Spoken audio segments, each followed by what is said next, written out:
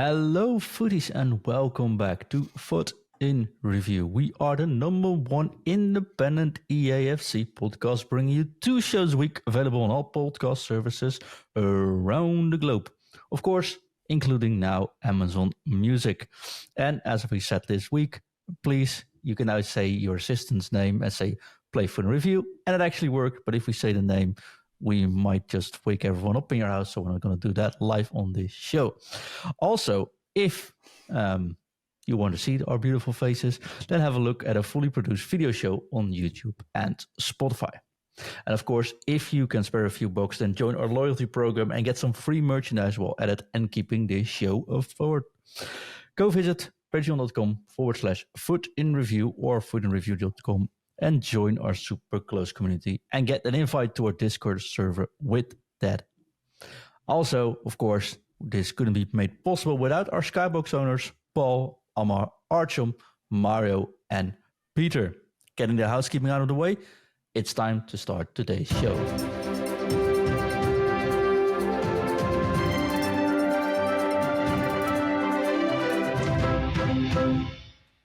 And of course, today we are recording episode 543. My name is John, and on this show, well, we'll talk a little bit more preseason. We got some sent in questions, and I want to tell an old man story. But before I do that, let's start with introducing my co-host. It's the man with the hat, the man that wanted to record a podcast but actually forgot his microphone. It's none other than Chris, Grandpapa Macintosh. Hi, Chris.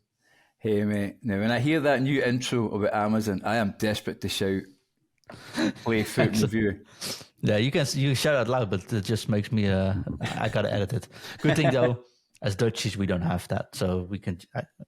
With a bit of luck, our Apple friend will listen to us, and that's about all the assistants actually work in Dutch.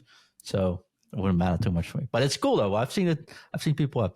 And if you have, of course, the Amazon assistant, send us a little clip where you activate the podcast by saying an assist. I think that's pretty cool, and I wanted to see that experience that in real life. Chris, you wanted to record a podcast but forgot about your microphone. What happened there? Well, every time I come on the studio, John always says he can't hear me, and I've kind of got wise to that now. And he's like, "I can't hear you, Chris. I can't hear you, Chris." And I'm like, "No, you can hear me, John. I can definitely hear me." And then we realised that I hadn't attached a microphone to my headphones. So yeah, it was this time that I was talking to nothing at the moment. Yeah, well, I talk to nothing a lot, but I know that feeling. You doing all right? Eager for the new game? Yes, I am so looking forward to the game. But I am on a quest at the moment to try and get a 99 rated squad. I'm currently on 98, and I keep checking the content every night, desperate for another 99 player. Not going to change my gameplay too much, and it's not going to make me any better. I still played Weekend League yesterday and got my 90-11 wins, got 10. Unfortunately, the cat gets the blame. She knocked the cable out of the PlayStation for the last game. But no, desperately trying to get a 99 rated squad. Loving the new cards, I'll be honest with you, and I'm enjoying the game and looking forward to 24. Is this your first time actually not taking a break before starting the new game, or? I took a break when Diablo came out. I mean, you and I talk about it all the time when we played Diablo, and we had a good break there when we played Diablo, and I had must have been about at least a month break from the game. And I'm now going to probably play on straight till the new game comes out. So I'm one of these people who've decided not to take a break, took a break a little bit earlier, and I'm loving the new content, I'll be honest with you. Yeah, it's pretty cool though. It almost makes me want to come back, but I explained this Friday why I am frustrating myself for not playing. Also, my throat is a little sore, so if I sound a bit nasal, I'm sorry. But it would be weird to let you do a one-man show today as well. No. Chris, I want to tell you an old man story though. Go for it, mate. This morning I went to the gym. So I walk on to the park, and there's 2 teenage boys, I guess, sitting on the bench before the gym. And while passing them, I look at what they're doing, and they're actually on the companion app. Mm-hmm. I see all kinds of pinkish cards. I'm like, "Hey guys, what are you doing?" Like, "Yeah, this is FIFA, sir." They called me sir, which like they didn't call me sir because that would be weird, but it's like the equivalent of the Dutch sir. I'm like, oh damn. like, shall we explain it to you what we're doing? Like, yeah, I got 10 minutes. That's all right. So I'll sit next to them. What are you guys doing? This is called trading, and we're doing SPCs, and we're trying this. Okay, that's cool. I think I've heard about this game before. So these guys were all into it. Also, they had one of them had an Mbappe and a Messi, which was pretty impressive as well. I should have asked them to send them. But anyways, long story short, they talked about 10 minutes before I actually explained what we do. And they'll probably be listening to the show. So hi guys, shout out to you guys sitting in front of the gym, playing FIFA on Companion app. So the game is definitely being played all over. But yeah, it made me feel old because I need an explanation without actually even being asked what is going on. So yeah, Chris, not only gray hairs, but also FIFA explained by teenagers. It's getting out of hand, this is. But tremendous news. We've got 2 new listeners, so welcome to those guys. Welcome to the family. Check out patreon.com/FootInReview while we're at it. Oh, I will refrain from doing that too much today, though. Chris, a 98 rated left back is not going to help you get your 99 rated team, but it does look cool. It does look cool. Jordi Alba, Barcelona legend. So you can imagine my surprise when I go and look at him and he actually plays in the MLS. He's followed his good friend Messi there. No, it's a great card, and it's a very easy card to get. It's fair play to EA for that one. You have to do the crafting SBC 10 times, which is submit a gold rated squad, no rating or anything like that on them. And there's still out there is the premium silver upgrade and the premium bronze upgrade, which gets you 24 of each for 3 cards. So that's an easy one to do. And then they still have the gold upgrade, which takes 6 bronze cards and 5 silver. So really, there is no excuse, even if you're a FIFA coach, not to get this Jordi Alba in your team. I can't play the game anymore. I actually deleted the game to stop myself from starting this game up and trying to play it. So there's no way I can actually start anymore. Yeah, it's a good fun card. He's going to bring you a lot of fun. As I say, you know, if you've got the Messi out there, which our 2 friends probably had, he's a good looking card. As I say, it's very easy to do. 10 completions over 12 days. As I look at it at the moment, 12 and a half days actually. So you've got almost the best part of 13 days. You could do this in one night if you really wanted to. You know, knock yourself out. I mean, I know you talked about Kevin the last. Took 27 minutes to do it. Well, that's slow for him. You know, we'll need to get him. Post it, maybe. We'll need to get him in training. That's slow for him. I'm sure he done it a lot quicker than that. Just it took him that lot of time to get posted. I know you said, John, that chemistry doesn't matter, and guys like me, we love full chem. Nathan and I will always argue with that you need chem. It's just the fact the team looks better with full chem. But this card, again, as you say, 97 rated. I don't see what chem's going to do for him. So no, a great card and a good fun one to do. Like if you have the 99 Ronaldo, like it doesn't matter that he's on 0 chem, right? Okay. It's just nice, John. Yeah. It's all small percentages, and when you're a player like me who needs every single small percentage, no. You need that extra 99 rated defensiveness on Ronaldo. I did use the 99 Pele, the Envy squad, 2 weeks ago, 3 weeks ago. That was a pretty cool card, though. So, I guessed. It's a card that you don't see an awful lot of. The 99. I know it's so rare to do in Pele. We spoke about. We've done our summer series, and he's factored in a couple of teams, and it's always been a card that for me, you know, he's one of the best. He's maybe the top 3 players ever that's existed. I know he suffers a bit from recency bias as well, but Pele in his time was an absolute god, and it would be nice. You know, I'm hoping that EA maybe stick him in an SBC or even R9 like that, and just let's go out with the game with a bang.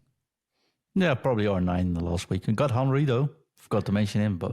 Yeah, I've done him. I missed out on the Declan Rice one. Declan Rice did his own card. So he was desperate to score yesterday. You could see the way he celebrated that extra time winner. I know that Jesus scored against in the Man United game. Sorry to the Man United fans in our Discord. But Rice had done his own cards yesterday. So he's 99 rated now.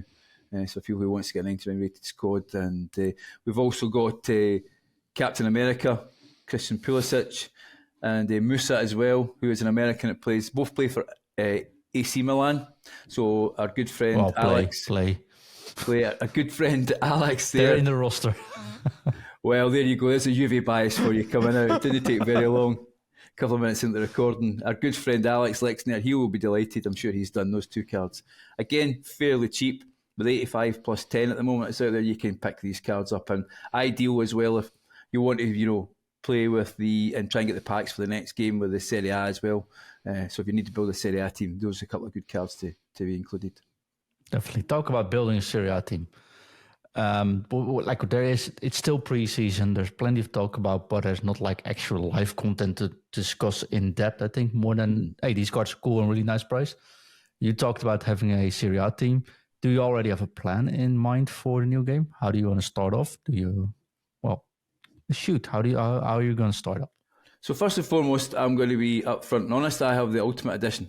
So that's going to be my starting point, is the Ultimate Edition. And as you said, you get that week's extra access. Now, I realise it's a lot of expense for some people, and it may be too much. So I've got that. For me, when I start the first week, it's really about trading for me and even going into the game, I'm more about trading than I'm about squad building, because this sets me up for the rest of the kind of first part, the first season of the game. And people go, well, what do you buy? Do you buy players? You'd be surprised what cosmetic items, how popular they are. The likes of your Man United strips, your Liverpool strips, Real Madrid, Barcelona, the big teams. These strips go for quite a lot of money. But if you think about it, and John's going to make a face here when I mention it, but you've got a team like Feyenoord, who've got quite a loyal following, and Ajax as well. So those strips, those fans are desperate for those strips, and they're the ones that you can potentially pick up fairly cheap and make a decent profit on. Our good friend Nurazek, he was like a DIY store. The amount of paint that he sold when they first came out with stadium paint, he had a house full of stadium paint, and he made an absolute fortune. So there's stuff like that you can actually, people who are listening probably think, well, I don't want to go and buy players or something. Try and pick these cards up at discard. If there's a good looking ball, I think the Prem ball from 2 seasons ago was a lovely looking night ball. You could actually make a lot of money of that. Hard to find sometimes, but if you do your homework, think about big teams and small leagues with a loyal fan base, try and pick up their strips. Yeah, you've got about Rangers in that same sentence, though. When you talk about big team and small leagues. Well, we got beat yesterday. I don't want to mention that. You've seen my face. I'm trying to get over that, John. We got absolutely gubbed. Well, as I say, we got gubbed yesterday. We played the worst Celtic team that's going to probably face this season, and we still got beat 1-0.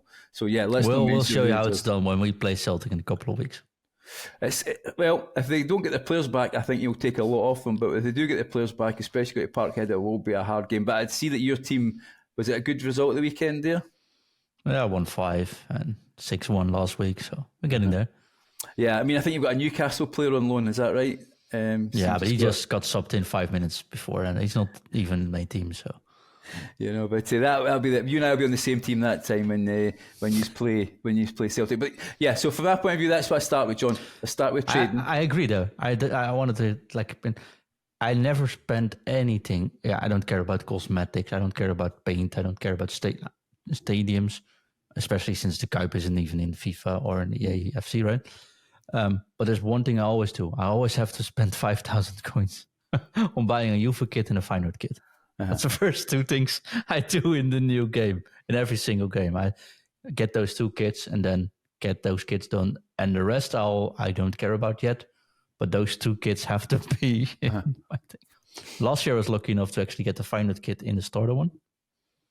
Right? Mm-hmm. And it took me a whole lot of courage not to sell that, because I think it's definitely... But yeah, 5K, it's easy to sell right first week. Yeah, the kits and the logo. The logo is something else I always... Yeah. I would just say to people, if you're not sure, buy a few, list them for a fairly decent profit, and then just keep dropping the price down if you want. If not, just keep listing, and eventually you'll find that they'll go, and you'll make yourself a decent coin balance from there. In terms of the team, it's the most exciting time, isn't it? It's like Christmas Day when you first get the new FIFA opened. This year, I'm not spending any more FIFA points. I'll get the FIFA points with the Ultimate Edition, but that'll be me. I'm done this year. A total RTG. That's just a personal choice. If you want to spend money on FIFA points, you knock yourself out. You enjoy yourself. You can afford it. For me, I just want to... I would love to start I always like to do like a Serie A team or a Bundes team. I try to stay away from the meta as much as possible. I know we get to choose a nation. I normally go French because the French team is. I try to stay away from the meta, and then he goes French. Yeah, but you're unlikely to see an Mbappe. I think it's just more for Chem, John. I'm a Chem junkie. I need Chem as quick as possible in my team for there. So yeah, I try and do that. I try and pick players. A player who I always like, if I always can get him, is the Lewandowski card. I bought his one to watch at the start of the game, and he banged in a few goals. I know that he's struggling a little bit at the moment. But that's the kind of player I look for. Look for something that suits your style of play as well. I don't know if you've noticed the game has changed dramatically, John. Nah, I can talk about it because I didn't even get a beta. But I played the beta. Let's put it like that. Nah, it's all right. Dribbling is different. It will feel a little bit different. Combination of passes feel different. I think tackling is better. Defending is better. Goalkeepers are way better. They actually hold the ball now when you kick a ball low, for example. I am very happy with what I'm currently experiencing. Like that.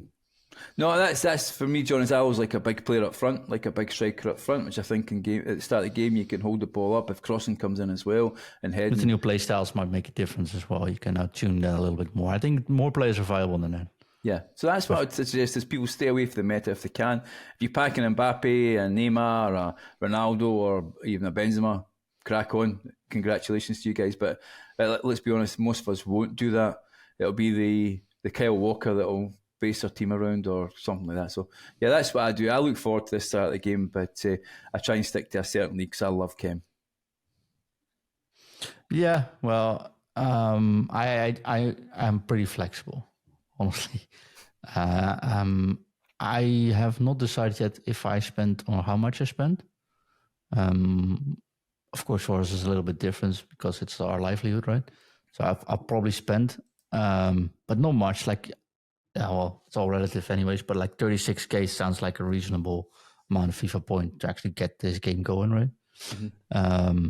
But I know that can be expenses a lot of money anyway. So I think that's probably it. 24, 36, somewhere around that. I'll spend half of them on packs, just opening city packs, but you get those for, like you said, you get a Man United kit and like, oh, that's 5K, which is pretty nice. Maybe 2, 3K, but that makes itself back. And I kind of let it see where we land. If you pack something cool, okay, that's probably the way I'm starting the game off with. But my first priority is probably to get an Mbappe or an Haaland in the team. One good striker is definitely going to make a difference at the start of the game. I think with learning the basics, defending, you don't necessarily need a Virgil van Dijk to stay afloat. But if you have that striker that doesn't miss 2 chances, it makes a big difference to start off with. So my first priority is always going to be get as good as a striker as I can possibly get, even if I, have to start with 10 non-informed, non-rare goals and 1 Mbappe. I'll go for that option because I think it's easier for me to climb my way up there with 1 strike on top. So that's my priority. But no way of knowing how the market will go this year. We have no way of knowing what the competition will be like. I've actually no idea. I really want to go more 2 versus 2. Like I said from Friday's show, I really want to focus a little bit more on co-op. Not only because last year the pros tournaments on E-Nations, which were 2 versus 2, is a amazing dynamic between the players, but it's also like we play Diablo together. It's just way more fun to play together. Now we can play crossplay together. I can see us too, just playing crossplay co-op, right? So we'll see probably there. But what I will always do is I will set up 1 formation, and that will be my formation for 2 weeks straight, not changing anything. Because, and I don't know if I said this before, but one thing I'll always do is that, like I said, make 1 formation. Because if you want to learn something, you have to make sure as little as possible changes when learning stuff, right? So if you learn to drive, you take 1 car on Monday and then you take a different car on Tuesday and a different car on Wednesday. It's a little bit harder than learning to drive in the same car. That's why I keep 1 formation, which I'm 99% sure currently that's probably going to be 4-2-3-1 narrow. stick with the team. Of course, get a new player in, replace that player, but I'm not going to replace the whole team, for example. Those first 2 weeks is all about playing, making sure I understand the game, making sure I got a weekend league ready team. Because I don't play weekend league often, but I do in the first 2 weeks it has opened, because I get a good feeling for competition. I get a good feeling if there are any exploits being used. If I didn't know already, you see them in the first 2 weeks of weekend league. You see things being exploited, right? Mm-hmm. And like, hey, that goal happened for me. This is the 7th time I conceded one of these shots. There might be something there. And then I'll start reevaluating everything after like 3 weeks in the game. I think after the second week in league is normally when I say, okay, scratch the team, think about formation. I think I'm now pretty much where it's also where we open up the coaching usually second, third week, and just go at it. But yeah, I'd say change as little as possible to learn everything new in the game. And I think the dribbling is not even the biggest change. I think the biggest change is the passing. The amount of control you can now have over the passes you take and the way the button changes. So it's R1 true ball isn't R1 true ball anymore, for example. It needs R1 in the shoot thing. That sort of stuff really needs to retune that muscle memory for you. Mm-hmm. And I think if you change everything else and only based your feeling for the game on the results you're getting and only try to change players or just only try to trade, yes, it will give you a head start. But on gameplay wise, this is the best period to learn because everyone's still learning. Mm-hmm. So, yeah, I was just going to add there, John, you're talking about the past, and I was going to just add a quick tip to people at the moment is I was always a person who hated the second icon showing when you're switching players. John was always... seriously? Never heard you talk about that before. No, absolutely hated it with a passion. And I decided, before I took my break, I took a couple of weeks and said, no matter what happens, I'm going to learn how to do this. And I actually play with it now. Even someone at my age has managed to learn how to use the second icon showing and switching players. And I would say to people is, at the moment, if you're thinking about trying it, you don't normally use it, it does make a huge difference to your gameplay. This is maybe the time in FIFA 23 to do it, because what does it matter what your results are? If you lose 6-0 because you're trying something, this is maybe an ideal time to actually train yourself going forward with that as well. Or I know the passing's slightly different, but that's just something, when you're mentioning that there, John, it just stuck in my mind actually. If you wanted to do it, now's the ideal time to try something. Maybe, I don't know if green time shooting at the moment is the same, but if it is, maybe it's another thing as well. We've had Marius on saying that he'd trained himself how to do green timing. So if you don't do it at the moment, maybe do this now in FIFA 23, get yourself some experience of it. Yeah, definitely.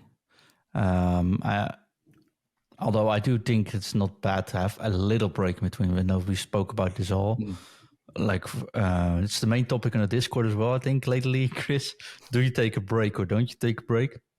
I do think to each his own, of course, right? But making a clean break, even if it's 5 days or something, is what I always recommend to pros. Don't play it a lot, like until last week. Take at least 1 week where you're not touching the controller, where everything feels fresh when you start. Because I am really starting to look forward to starting the game again. And I'm really itching to pick up a controller and start to play FIFA or EAFC in this case. But I'm not. And I think that delayed satisfaction in that is actually going to make my start feel, because when the game is out September 22 in the pre-release, right? Those are going to be days where I'm like playing 14, 15 hours a day, which is, it sounds like playing a game is, but we have to make notes. We talk to coaches, we see what we can change, how it goes, stuff like that. Make content about it, of course. Pretty long working days. But now I'm already like, okay, really looking forward to getting things started again. And if we don't take a break, that's not going to be easy for us to maintain, I think. I was going to ask as well, John, just on your talking there about exploits, and it's maybe a hard thing for you to advise, but should people learn the exploits or just learn the basics of the new game without trying to find the meta way to score goals, overpowered power shots, or, what was it? I think finesse shots outside the box at one time, because EA are going to turn that down really quickly. So are you better learning the game from the ground up, or do you just go straight for the exploits? Yeah, so I'm going to give a little bit of an unpopular opinion, or probably not the opinion you were probably expecting from me. But like basics are important, right? You need to learn the game, you need to learn basics that we train on. So that's why in coaching sessions and in our analysis and our programs, we don't really pay focus on what's hot right now, but how we can make you a better player in the long term. However, if there's one shot like the financial used to be, for example, or there's a certain way of scoring that is plainly overpowered, then I would be the last person to say try not to use that. And often these things are very easy to learn next to working on the basics. And I do it myself. If I know after a couple of days and I have a pretty good feeling about the new game, let's put it like that, this is going to be really strong, I am going to use it. I'm not going to be like, I'm not using this because I'm on my high horse or something. Now I am just going to make sure I get the most out of it. Because you say it's correct, you are definitely getting nerfed and changed very quickly. And I think the one topic I'm thinking about will get changed before the game actually hits. So it's not really worth discussing. But it's basics are the most important in the long term of FIFA or playing. That's why we learn those in the programs. But if you see a tactic or you see a way of scoring or you see a certain move, I would always say just use it while it's there because it gets removed pretty quickly, especially in a new game very, very early on. And everyone else is doing it as well. So why would you suffer from not trying it? No, I appreciate your honesty. I knew you'd give an honest answer. I'm one person who tries to stay away from exploits as much as possible, but I have seen me use it now and again, so people will understand that. Another thing I was going to quickly ask you there, John, just apart from the exploits, is you talked about formations. You know, I'm a 4-2-3-1 guy. I have been for the last 3 or 4 editions of FIFA, and you see it all the time on TikTok or YouTube or Twitter. You know, X, yeah, shows you how fashioned I am. Meta tactics, must learn tactics. I would say to people, you have a style of play that suits you, and as you've been playing the game for a certain period of time, that's your style of play. It's very difficult, you know, and switching up to these meta tactics, you know, sometimes can cause you more problems than they're actually worth. I know the likes of Artyom and Nath, they spend hours drilling the tactics, don't they, and get it down to a fine art. And then you've got Artyom there putting on YouTube 45 minutes videos of how the game works, game clips, etc. as well. So, while at one point I'm saying be very careful, there is people out there who are master formation builders. Yeah, with tactics, you've seen this year that there are no tactics that stay overpowered long, if that makes sense. Whenever a formation came in and sort of determined the meta this year, if it's 3-4-1-2, it was a 4-1-2-1-2 narrow, 4-3-2-1 we saw the 3-5-2 again, 5-3-2 of course went back. It's always because it sort of counters and catches the current meta of guard. But it's not because it's way better or too strong to be in the game. I think this year has shown a pretty good balance in formation and shows that everything's viable, but not against everything as well. This year's is pretty like Archer made 20-0 with a 5-4-1 or with a 4-5-1, 4-5-1, I think even. I made a 19-1. I made a 19-1 with a 3-5-2. But that doesn't it's just lucky because everyone else played a 4-1-2-1-2 narrow and just seemed to figure work a little bit better against that, right? So if I played a 5 at the back formation with overlapping fullbacks, I'll probably beat losing 3 extra at least. So it's also a bit of lucky there. So try those formations. We will, of course, put them out earlier for the Patreons as well when we have them. Artyom's videos are really good, very detailed, because he shows how you have to play with that and what the weaknesses are, what you have to be careful for, how to use it. And they are proven to be top level as well. But the thing about his tactics usually are that they are also very much surprising against the other. And if I start a new game, it is a pretty boring 4-2-3-1. Or for me, sometimes even a 3-5-2 after 2-3 weeks, because I quite like just playing with 3 center defenders. But that's, like you said, it's just my play style, which is fast play, but switching sides a lot and making sure my defense is always in order. So I think that goes. I need 1 or 2 CDMs at least, probably 2. So I hope that helps a bit. But yeah, again, try it, but don't think there's one formation to rule them all. This year's shown that that's definitely not the case, and I'm not expecting that to change. I think they got this now figured out pretty decently. No, definitely. I hope so. We got a question sent in from our dear friend Nick, who also made a Patreon summer series with you, Chris. Yes. Nick says, can you see an end to leaks with the upcoming EAFC? And if not, why not? Leaks. I think he's talking about content leaks, right? Content leaks. Leaks, did he say, or leaks there? Sorry, I missed there. Yeah, leaks. Leaks. Like what's coming out next week? It's noticeable that it's actually dropped off considerably as well. I mean, I'm somebody who likes to go and check for leaks a lot. Yeah, I think this might be. I mean, let's be honest. You just have to go and look at the biggest leakers out there, and you'll see that they have how many subscribers they've got. So I'm not going to decry these guys because I'm one person who actually uses them a lot. But there has definitely dropped off for sure. I think you can't stop leaks because all it needs is someone to share the info, right? And there's so many ways of sharing info these days without being able to track it. It's impossible to figure that out.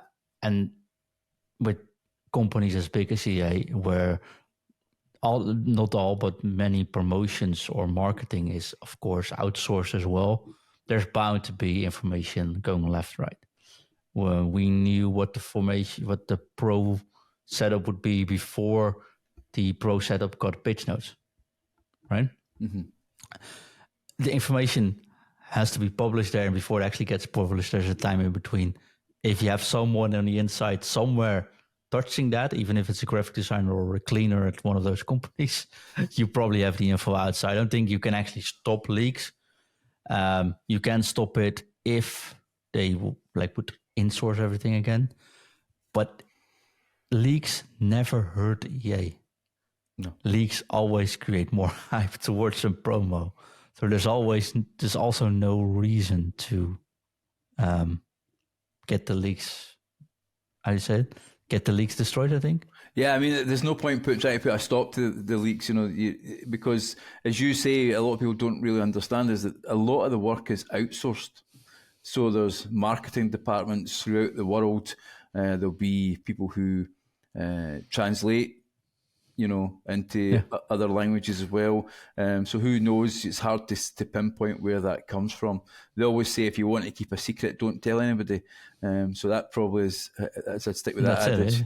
Exactly. So I mean, I think I don't have a problem with the leaks. And I'm hoping that. But I'd like to see, just on the leak side of it, the leaks come from having so many promos. That's the problem. And I wonder if us as a community are now used to having a promo almost every week. It's maybe 2 weeks maximum each promo, but you get to the end of the 2 weeks, and we've always said this on Foot and Reviewers, the time the next promo comes along, you've not even used those players that you got for the last one. You're already wanting to change them up. So there's a bit of that. So whether we as a community will accept potentially a month's promo, I don't know. It'd be interesting for them to try it. Nah, we won't. No, We've had 4 weeks of shape shifting, and that was too much. So, but I think that's I wanted to get back on that topic because I think you're saying, I already want the next new thing before having to use the old one thing. I think that's like the FOMO, or do you want to really keep up? But this year also shown that between promo 2 and promo 6, the difference in players itself wasn't that big. The power level crept up, and not jumped up, but really crept up. And this year, I'm going to be more critical while discussing SBCs or players coming out in teams. Like, okay, it looks cool, but is he so much better than his current card? Or is it so much better? I should say not his, but their current card, yes. Of course. I should. They're going to take me a little bit of a while, but I will pay much more attention to that. So comparing to normal cards, comparing to the current power level where we're at, that's where I'm going to base more of my talking points when reviewing cards this year, I think. Because I think we're very, like, these guys is often on the bench, they open a couple of packs and it was a shapeshifter, or there was a card in Gutse card, a right winger Gutse. Mm-hmm. I've never seen that card before because also I was probably on holiday when that arrived. But that card doesn't even look that bad. Right? It's not 99, it's 94 or something, I think. But 94 I was like, years. oh, yeah, there's a lot of these cards which people don't actually even use. But if you compare it to what they are using now, okay, maybe now it's but like 2 weeks ago, it wasn't actually too bad. You can probably still use those cards. So I'm going to be a little bit more critical being that. Mm-hmm. Nick also asked, though, with an increasing amount of senior foot players seemingly packing it before FC24, what, if any, consequences does it bear on the rest of us without them? So this is the players who are dropping off the game at the moment. Yeah, of course, there's a lot of pro players or content creators maybe dropping off. I mean, mainly pro players. I played weekend league, the last 2 weekend leagues. So the last weekend was the first time, I think, as I say, in about 6 weeks, I actually picked the game up and decided to play, simply because I had 99 Haaland in the team. And the level was fairly decent, but I wasn't coming up against pro players. I mean, right away, I watched someone like, Anna, who's been on our stream. She plays a different brand of FIFA that I can play. The speed that she plays at, I just can't compete with that. And I know myself if I was coming up against a pro player. So I think coming up against pro players, I don't see many those guys on there. Content creators, well, it's just a hit and miss if they're great players or not. I'm just going to jump in here right for a second, because I think he means there's a lot of players that are deciding not to go into EAFC. Oh, EAFC. Yeah, so they are, like, if they're at the break taken an hour, or that doesn't matter. But in EAFC, they already decided they're not going to be able to play, or they won't be playing professionally for that. And I think the biggest point there is the new pro structure doesn't allow for too many players having a proper salary anymore, because clubs just say, hey, you either play for us and you get this, you get peanuts. Well, and if you pay someone peanuts, you get monkeys. So the pro players say, you know what? I'll find another career. And they might be going full-time content creators or find something else to do. Mm-hmm. Honestly, for the non-pro players, I don't think you'll notice too much of a difference, though. Apologies to him. I misunderstood this question. Apologies to him.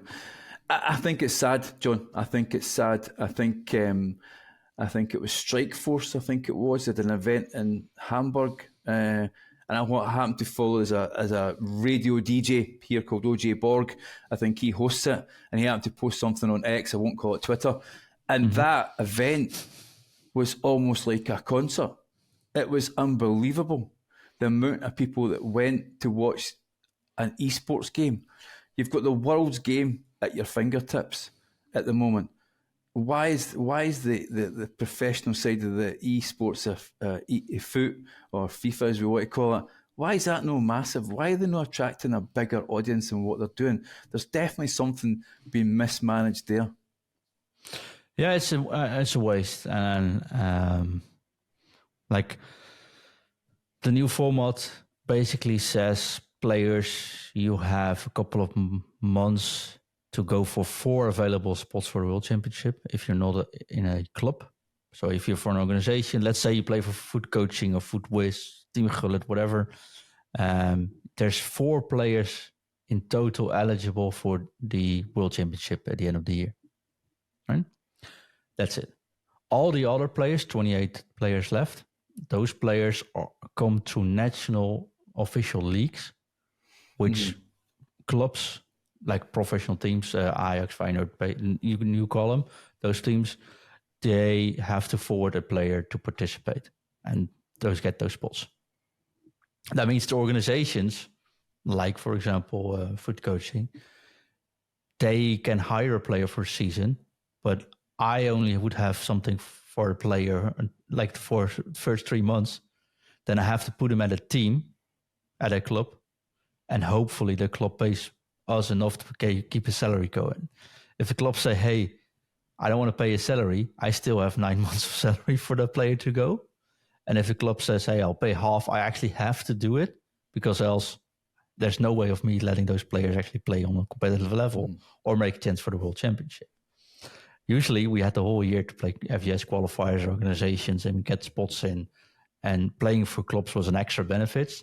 Now it's a requirement almost to do so. So all the power is now at the clubs, which makes it really hard to promise a player something, but also the risk of actually not getting anything is very large as well. So I know players that play for organizations, and like I said, I'm trying to get some guests on who can freely talk about it, because I can't say anything about contracts which are not signed with us, of course, that now get half of the salary they had last year, because now the club offers them a direct salary, where last year they were signed to an organization that get hired towards the club, right? So now they have to do the same amount of work without security for half of the amount of salary they get, and getting less chances to actually make the final World Championship as well. I think it's easier this year because of the new division system to get your name out there, right? So if you're on a certain level, you go with those pro divisions, you get a pro ladder, so you can show yourself. For as a content creator that is also a good player, you might have a little bit of I wouldn't say easier time, but there's a better option to get your name out there. But the problem is you get your name out there and then you probably need to get signed by a club directly. Clubs don't know esports. That's where the organizations were for. And clubs don't really have a benefit from getting good players in yet, because like, one, they don't know the value, and two, they have no experiences with managing an esports organization, because that's totally new. So I can see the level going down. But then again, if I'm quite honest, not many people watch professional FIFA. So all the discussion, which is like a heartache for me and also for the business, of course, right? Because we help those organizations. The regular FIFA players is actually not noticing too much of this, which is also sad. So I mean, again, I'm sure my ignorance. How that makes a little bit sense. I'm trying to make it does. It makes sense to me, John. But my question is then, if you've got the world's game and you're the premier publisher of this game, right? There's no other football games out there that really compete with EA. Why are things like the games, is it League of Legends as well, getting massive live audiences? What is it they're doing differently that EA seem to have missed the boat on? I think storytelling is a big part of any entertainment factor, including esports.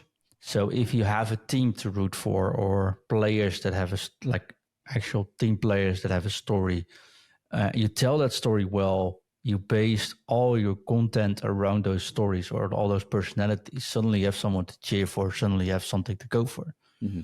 The approach EA takes now is it doesn't matter, because you are a Rangers fan, you celebrate Rangers anyways. Right? So you don't even know the esport player for Rangers. Yeah, that's true. Right? And if you see a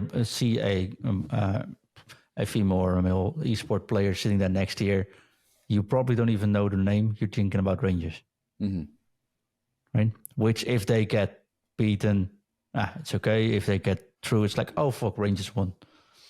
Which is a little bit of a different story, because if normally a team wins, in League of Legends, okay, which 5 players are on that team? And did you see that play by this player? It was amazing. So did you see the captain, that shout out, who said we had to do this, and they did it. They celebrate together. It's a much better story to tell. So I think it's esports or any sports or any entertainment competitive thing starts with storytelling. If you look at Formula 1, we all know the drivers. We cheer for a driver and also for a team. We cheer for a driver. We know what's on stake. We know where they came from. What's the backstory? Nick de Vries. Nobody knows Nick de Vries, but they damn well know this year his story, right? Got in, perfect turnout, got fired. Oh, what happened there? And people know the story. Esports in FIFA, there's nothing there. No. And I think there's where it has to start first. Tell stories about your players. Tell stories who are your players. But I think the current structure makes it also really hard, because players are now, the esport players, the athletes, are now just numbers or a requirement for the clubs to participate in. And do you see clubs pushing it really hard? Not really.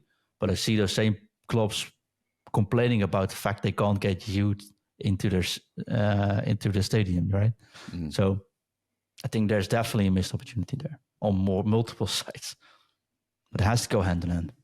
And I think that experience is what the organizations have, but they sort of got put offside now. And we see it, right? I don't know. We haven't discussed it, but I don't know what happened, for example, with Foothead. Yeah. But I can see that happen to more sites, more organizations, because it's a hard thing to get in, to get right. So.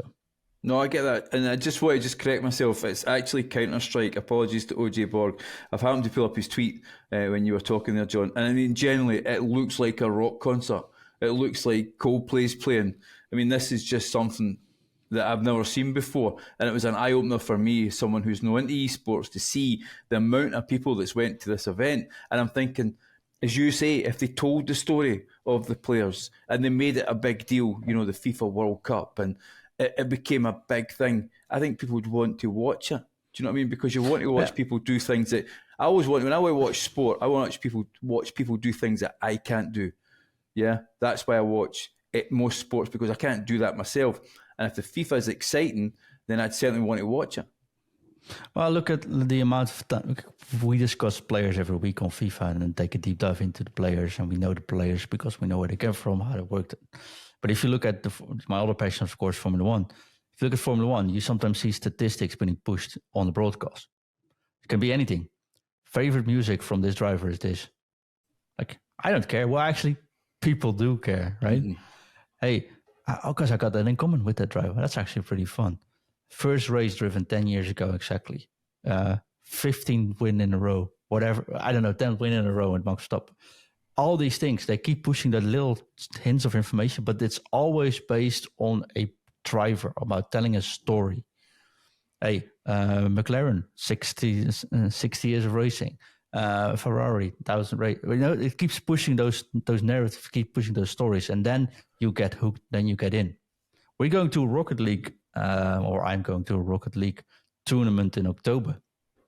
I don't have anything like with Rocket League, but I've talked to some coaches there. I like the way the dynamics goes, for example. But it's basically football, right? Well, only with cars. Mm-hmm. But the stories these players tell, how much information there is about players themselves, I think that's a crucial difference. So that's something we'll be looking at. But I'm looking forward to going in there. And if you come there, you can play yourself. You can talk to the players. You can get merchandise from the players. There's videos being broadcast about their matches or the highlights of the last month, etc., etc., etc. If you come into a FIFA tournament, there's probably the players sitting there. You can't reach them, and you might not even know who they are unless they are content creators. No, I get that. I just think, as I say, I think EA and people who's players like us might say, well, what does it matter about the pro scene? But actually, this is the premier part of our game that we all love to play. This is the 1% of the 1%. And if these people have nowhere to go, it's disappointing. And it's a shame. Like I said, biggest sport in the world. Should get a good podium online as well. Definitely. Oh, well. Chris, my friend, do you have anything you wanted to add? No, I just wanted to say to people, and they'll go, here he goes banging on again about the Patreon and the Discord. But this is got some emails from about you, though. Oh, that's fine. It's no problem. Send them to me. I'm happy to reply to them. You get this content for free, and we love our dear listeners. Thank you so much to our dear listeners out there, especially those that give us 5-star reviews, for sure. But I just wanted to say this is an ideal time now to think about joining the Patreon, joining the Discord. Not only do you support the show, but it's a great wealth of knowledge in there as well, from guys like Gingve, Nathan, Artyom, Wimby. I can name loads of them. But actually, it's also a place where you can go and ask, has anybody used this player?